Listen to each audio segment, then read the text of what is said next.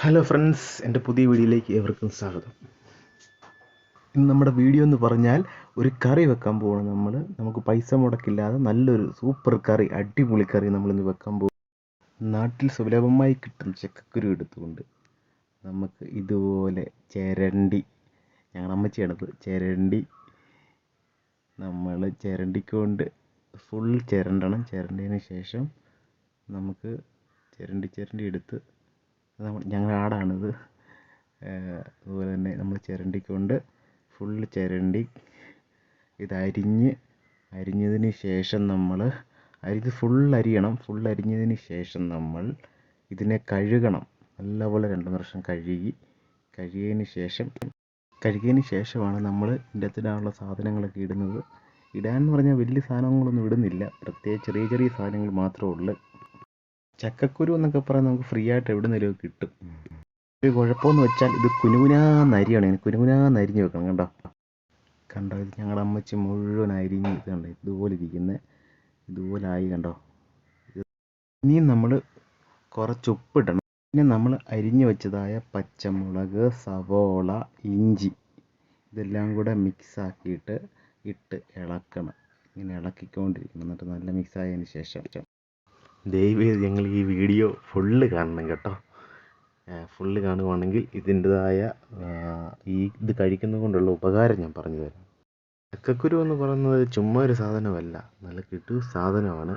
ഇത് നമുക്ക് ജീവിതത്തിൽ നല്ല ഉപകാരപ്രദമായ ഒന്നാണ്. ഇനി നമ്മൾ ഇളക്കി വെച്ചതായ സാധനം നമ്മൾ ഈ ചട്ടിക്കകത്ത് ഇടേണ്ടതാണ്. നമ്മൾ കുറച്ച് എണ്ണ ഒഴിച്ച് ശകലം എണ്ണ മതി. ശകലം എണ്ണ ഒഴിച്ചതിന് ശേഷം നമ്മൾ ഈ കുറച്ച് കടുക് ഇതിൻ്റെ അകത്ത് ഇടുക. കടുകിട്ടതിന് ശേഷം നമ്മൾ ഇളക്കി വെച്ചതായ ചക്കക്കുരു അതുപോലെ എല്ലാ സാധനവും കൂടെ ഇതിൻ്റെ അകത്തോട്ട് ഇടുന്നു. ഇട്ടതിന് ശേഷം നമ്മൾ ചെറുതായിട്ടൊന്ന് ഇളക്കി കൊടുക്കണം. ഈ എണ്ണയെല്ലാം കൂടെ ഒന്ന് മിക്സ് ആകാൻ വേണ്ടി നമ്മൾ ഇളക്കി കൊടുക്കണം. ഇങ്ങനെ ഇളക്കിക്കൊണ്ടിരുന്നിട്ട് ശേഷം നമുക്ക് കുറച്ച് വെള്ളം ഒഴിക്കേണ്ടതുണ്ട്. നമ്മൾ കുറച്ച് വെള്ളം ഒഴിക്കുക. ശേഷം നമ്മൾ മൂടി വെക്കുക. ഒരു 10 മിനിറ്റോ 15 മിനിറ്റോ കഴിഞ്ഞ് നമ്മൾ എടുക്കുമ്പം ഇതെല്ലാം വറ്റി ഇതുപോലെ ഇങ്ങനെ കറിയാകും. നല്ല കിടുക്കൻ കറിയാവും. ഇതിന് പിന്നെ ഒരു പ്രത്യേകതരം രുചിയാണ്, നല്ല രുചിയാണ് ഇത് കഴിക്കാൻ. എല്ലാവരും കഴിക്കുക.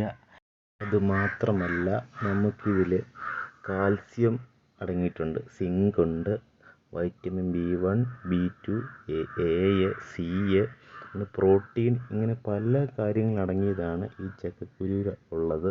അതുകൊണ്ട് നമ്മൾ കഴിക്കുകയാണെങ്കിൽ നമുക്ക് ഏറ്റവും പ്രയോജനകരമാണ്. അതുപോലെ തന്നെ നമുക്ക് വയറ്റിൽ പ്രശ്നങ്ങളൊക്കെ ഉണ്ടെങ്കിൽ ഈ ചക്കക്കുരു കഴിക്കുന്നതിലൂടെ നമുക്ക് മാറുമെന്നാണ് പറയുന്നത്.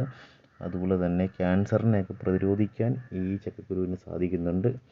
അതുപോലെ മലബന്ധമൊക്കെ ഉണ്ടെങ്കിൽ അത് കുറയ്ക്കുന്നു.